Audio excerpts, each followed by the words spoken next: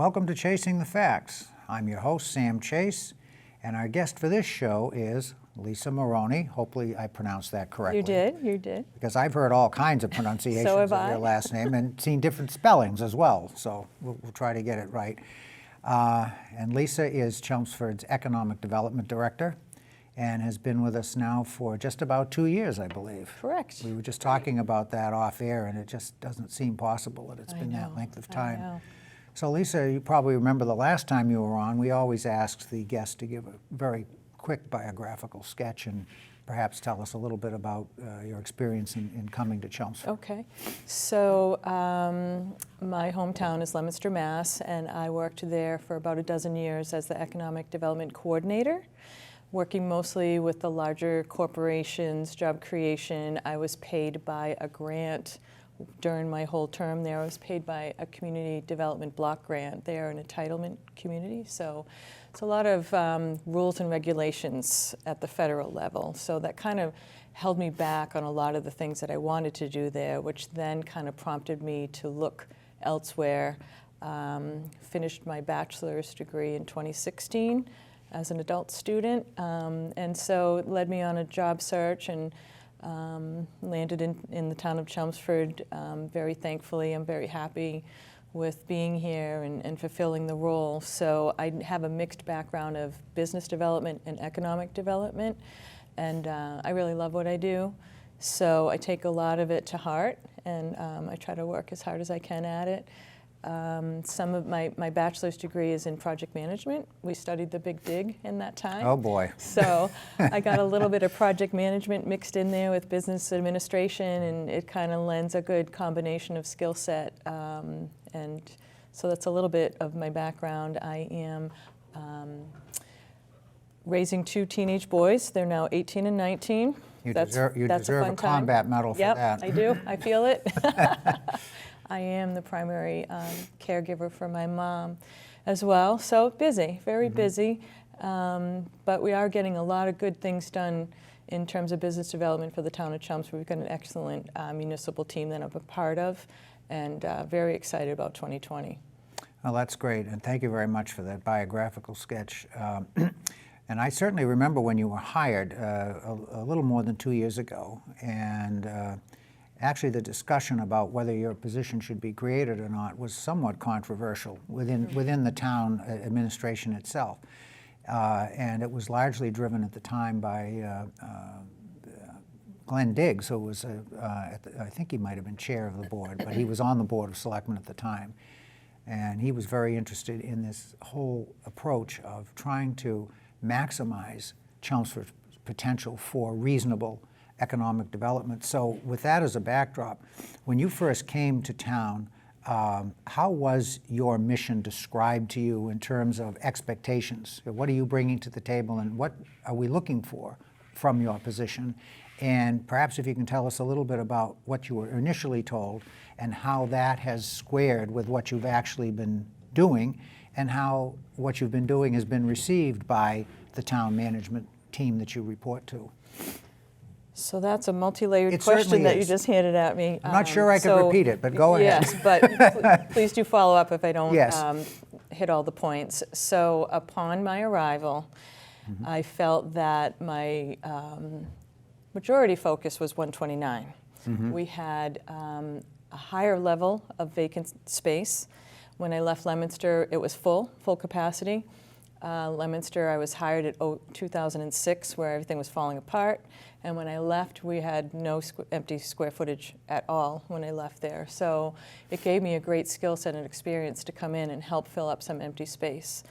At the time of my hiring, it was 1.5 million empty square feet. In Chelmsford. In Chelmsford. Right. So got to work with the Economic Development Commission.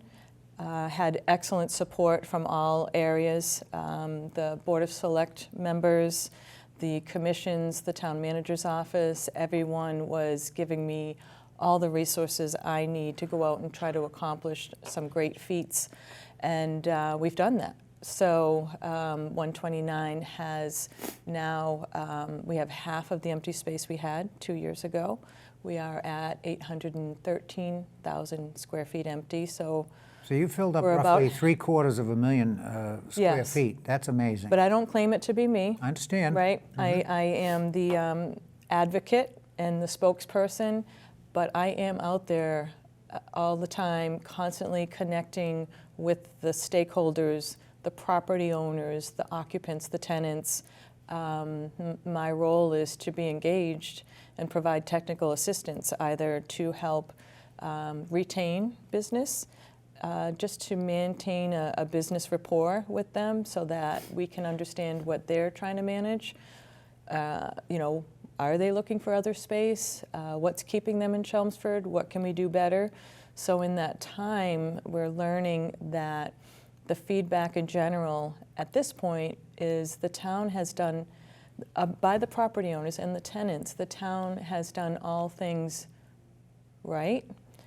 We've done all things possible to make the most agreeable business attraction area out there, including particularly the zoning efforts that have done. And those aren't easy to do, as you see in the history. Right. The overlay districts are crucial to creating a good environment for business out there. You know, I know that there was some pushback at certain times.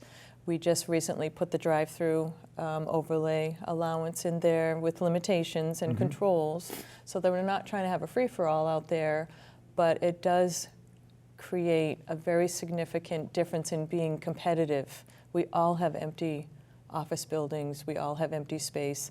Chelmsford was a little bit in the lead for a short time there, but we're filling up space, and it's starting to happen, and we have a lot more major negotiations, as you saw from my update to the Board of Selectmen on February 10th. Yes.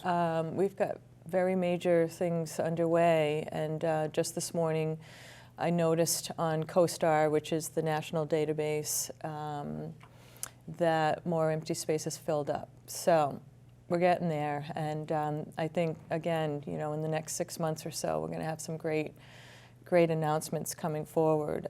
So in terms of my arrival, I was given the toolbox I needed. It's a different toolbox than what I'm used to, but there wasn't anything that I could have used that we didn't have. So the team was there, the support was there. We launched really a great initiative with the Site Readiness Grant, which brought a lot of attention, certainly not within all of New England, but that immediate 20-mile radius of getting people to travel in to learn what we were doing. The Site Readiness Grant was an in-depth study of the corridor, of existing conditions and possibilities of direction for the future. And at the same time, we launched that branding and identity of Crossroads at 129. So I now am in meetings hearing from businesses and property owners that refer to their location as the Crossroads at 129, and that was the ultimate goal. That's great progress, and I think you've largely answered my question, and I'm going to say that because I don't want to try to repeat it because I won't get it right. But let's try to talk a little bit about the expectations that people may or may not have had with regard to all of this economic development, because you look at social media, which I try not to get too involved in. I read a lot. I very seldom say anything because it's a waste of time, I think, to offer your opinion on social media, because you're never going to change anybody's mind on any subject. But you have to pay attention to it. You have to read it, because this is how people choose to communicate. And there seems to be a perception in the community that some of this effort, the 129 branding, the corridor, and some of the other zoning efforts in town really haven't had much result, because I just get the impression that people feel that when you take an action, there ought to be an immediate reaction. So maybe you could help to set the expectation a little bit in terms of, you know, commercial development overall, commercial real estate, where my experience, these things take a long time. to bear fruit. They do. You know, They do. I know you've been working for 2 years plus, and as you said just the other night in your presentation at the Selectmen's meeting, you were actually able to show some breaking results, I'll call them, okay? And it seems to me 2 years is not an unreasonable amount of time for these expectations to bear fruit. Could you elaborate on that a little bit? So I just want to start with the thought of what it means to be business friendly. It's not just being a happy, engaging person in conversation Right. and having some really cool zoning and, you know, checking in. It's really being exceptional in response and availability and being engaged. I think that in the world of business development, a lot of it is behind the scenes. You know, we can't advertise. This is how you're building the trust with your stakeholders to be at the table in those negotiations, which we are. We've been involved in the brokers' meetings and representing clients and learning what they need and what we can provide. And the feedback is that Chelmsford has been much more involved in being ready at the table with information forthcoming. We're really trying to roll out that red carpet, and it's making a difference because we're in a matrix of comparisons. So checking the boxes of, okay, this is great over there, this is a challenge over here, but we're getting feedback that Chelmsford is more responsive and engaged, and beyond just the business-friendly attitude and welcoming, we're providing a pathway of least resistance and the easiest transition and the quickest transition, because when businesses move, that costs money and time. Yes. And there's concerns about, you know, not being, making money, not being productive on their downtime and all those types of things. So the most preparedness you could be to bringing your business into 129 makes it really appealing to these businesses, but it helps them make those decisions, those hard decisions of, okay, where are we going? Not everything is optimal and perfect, so where's the path of least resistance, and what kind of community do we want to invest in? On 129, there's tens of millions that have come in investment. You don't see it. Mm-hmm. Because the most common road is Billerica. You drive down there, you see empty buildings, you see the empty parking lots, but don't forget there is tens of millions being invested out there in maintenance, expansions, internal fit-outs. So it's all behind the scenes. You can't see inside the buildings, but there's a lot going on in getting ready for tenancy, and this is what some of we see that on our side with the permitting, but we can't announce the tenancy because those aren't sealed deals yet. Correct. So we can see stakeholders wouldn't be making these moves if there wasn't something significant committed or coming soon. So some of that you see on 330. Mm-hmm. That's preparedness coming, but we don't have public announcements yet. So if I could shift over to the Business Amenity Incentive Grant, yes. That's creating a positive, new, business-friendly, because we know that the lack of amenities out there is the highest and primary reason why we've lost what we have. And we know that, and apart, not to cut you off, but just to maybe add a little bit to that, it isn't just Lisa saying that. It's not the people that are advocating professionally, but other people who are involved in the town administration. I'm on a board of assessors. I'm also on the Economic Development Commission, and people tell me all the time, the larger business owners, the larger tenants out there, they say, you say, well, what is it what do you need from us? There's no place to eat. That's the most common thing you hear, and you scratch your head, and you expect to hear the answer should be something that's more economically related, like we could, use less taxes or whatever. No, it's employees they feel like they don't have any mobility or any ability to get anything else done except come to work. You know, going to get a sandwich is a chore. The experience of being at work is not as rewarding. It's very inconvenient to get a quick, fresh cup of coffee.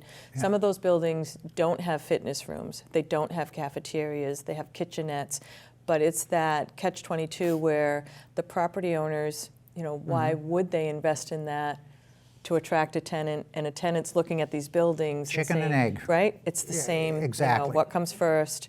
So I think maybe I will take a 1% credit where we put out that business amenity incentive grant, I and think it you should get more than 1%. Created a little more of like, okay, more Right. lookers, more, you know, happenings, and now we've got 2 commitments of a food source, and they're walkable, and I think it's going to be the tipping point to get that signature project in.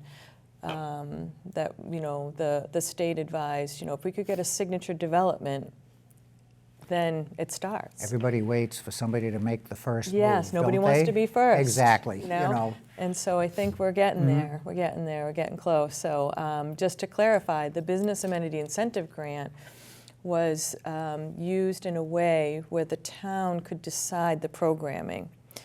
We've never done this before. We don't know of anyone else that really has. We tried to mimic the way Marlboro uses their business amenity loan program. We kind of looked at that as a little bit of a study of how did they do that. Marlboro seems to be Right? a pretty good model for a lot of these things. And they have a Right. lot of power and resource Yes. of their whole economic Marlboro EDC. So we're kind of like, okay, you know, what can we do in the Chelmsford version of this? And we started out like, okay, you know, what's gonna? We didn't know. Is anybody gonna? Is this even gonna make a difference? Right? I mean, it's very expensive to fit up a restaurant. Just grease traps and drainage and fit out is like cost inhibitive. So the thought was to put that money towards fitting a kitchen equipment, buying a kitchen equipment, or fitting out a kitchen. So that if a food entity comes in and they don't make it, at least we have that infrastructure, and you never see an empty restaurant space or an empty certified kitchen space. There'll always be future opportunity to try to welcome something else in. So at least that investment would be for, you know, some longevity in the idea of getting food out there versus paying for, you know, signage or other types of things. We thought the highest incentive would be to help fit out a kitchen, and that would be something that we could always, you know, kind of return back to. Same for the brewery, you know, fit out a brewery, and then see where that goes, and maybe, you know, there's risk involved. So how do we want to minimize that, and how can we really create some permanency out there for food and or beverage as an amenity? And we have to be market responsive. Now, I mean, I'll be 73 years old in 2 weeks, so I've been retired now from active employment in the private sector now for 4 years. And I mean, I've seen the model change. When I started my business career in my mid-20s, the only thing that we expected was a paycheck and that the employer wouldn't physically abuse us, okay? Those were the expectations when I started to work. Now, the younger people coming to work, believe me, the expectations are a lot higher, okay? And quite frankly, some of these high-power businesses, they don't expect you to work a 35 or a 40-hour week. They want you there 55, 60 hours a week. And if the employer is going to have that as a quote-unquote unwritten expectation, they better be able to provide the amenities, those conveniences, the workout rooms, you know, the restaurants, ability to get your dry cleaning done. You know, that is the new model. Because the other thing that we're competing with is people who work from home.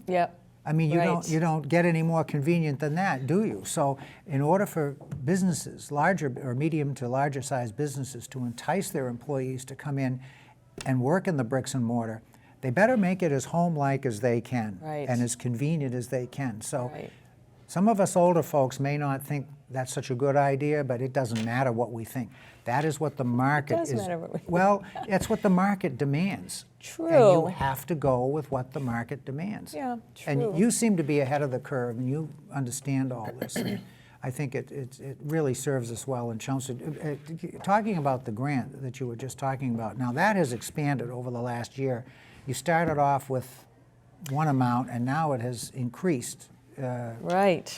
Substantially. I'm so excited Yeah. to have this opportunity. It's something that's I've always wanted to do, but never had the fortunate opportunity. So when I arrived, we received $50,000 in our budget, in our municipal budget from the state level, to for business development.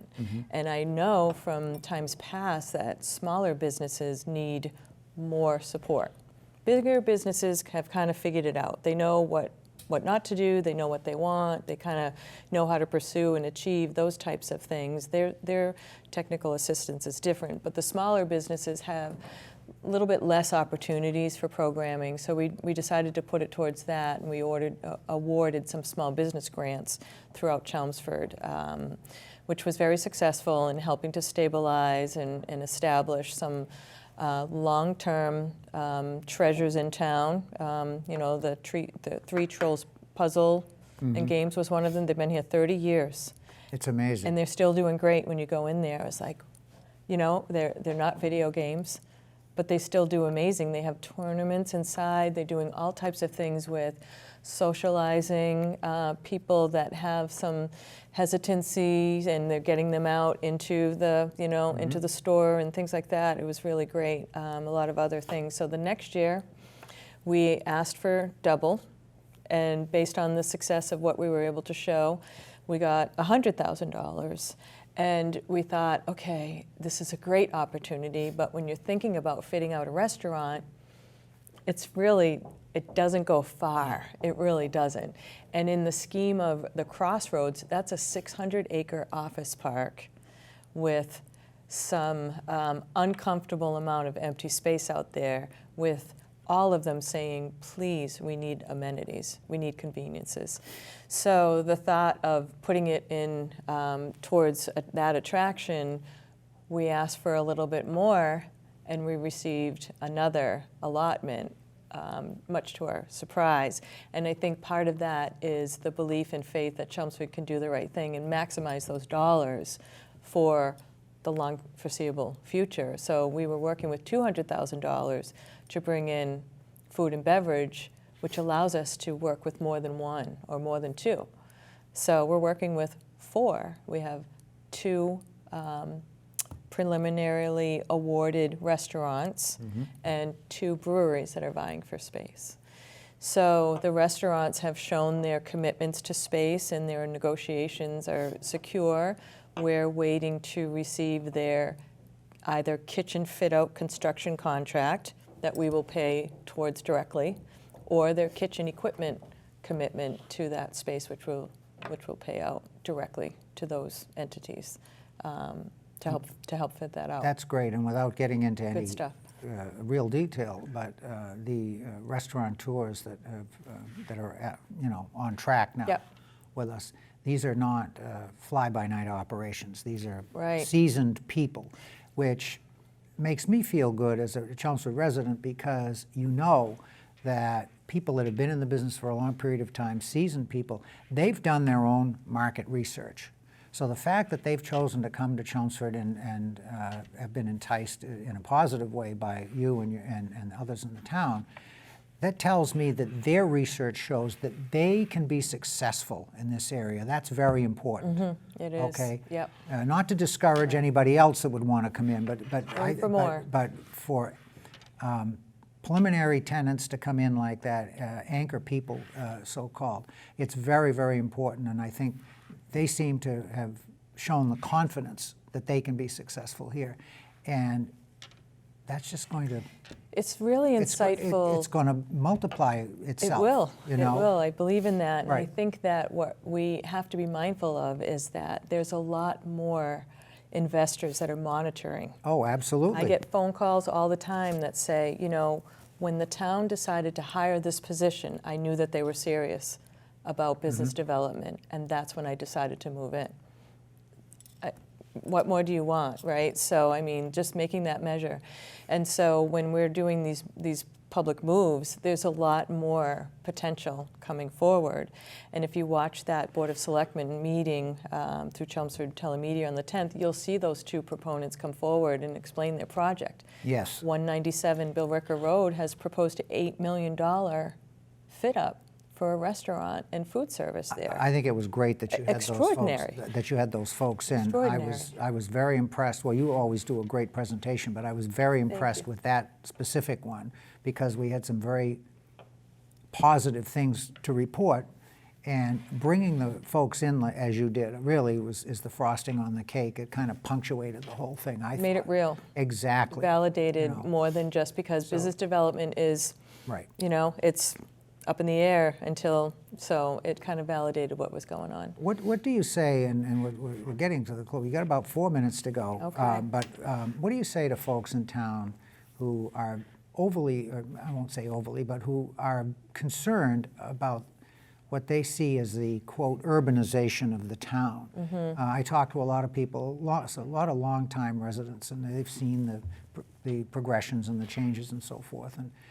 And they're quite concerned and alarmed that Chelmsford is losing its rural character, if that's the right way to term it. So how do you fit this whole economic development push that we've got going into and align it with that concern that maybe we might be overdeveloping the town? It's the delicate, it's a delicate fine line. Okay. We're working with existing square footage for business space here. That's very on important. 129, Yes. right? We don't want empty buildings that aren't marketable. They're not going to get any better. They're not, you know, and so by promoting business attraction and, you know, business-friendly environment, it's bringing in occupants to existing space, and we're trying to work with those higher-end technologies, not call centers, not something that's a low-end occupant, but more life science, more advanced technologies.